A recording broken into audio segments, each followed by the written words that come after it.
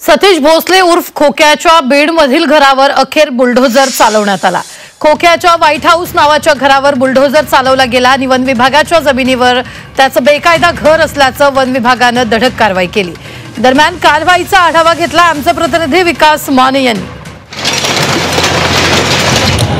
सतीश भोसले राहत असलेल्या वन विभागाच्या जागेवरती जे अतिक्रमण करण्यात आलेलं होतं त्याच अतिक्रमणावरती आता वन विभाग आणि या ठिकाणच्या स्थानिक पोलिसांनी कारवाई केलेली आहे। आपण या ठिकाणी पाहू शकतो ही दृश्य जी आहेत ती जवळपास मागील 3 तासांपासून सुरू असलेल्या कारवाईची आहेत।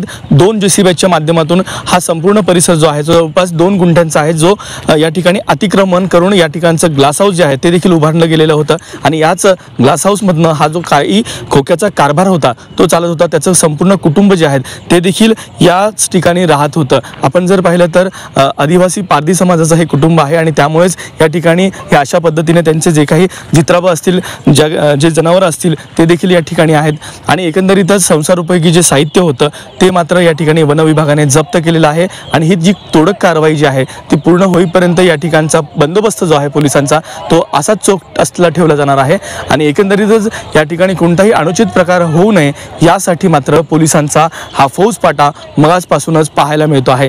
या ठिकाणी जर पाहिलं तर सतीश भोसले याचा एक व्हिडिओ सोशल माध्यमावरती व्हायरल झाला होता ज्यामध्ये तो एका व्यक्तीला बेदम बॅटीने मारहाण करत होता।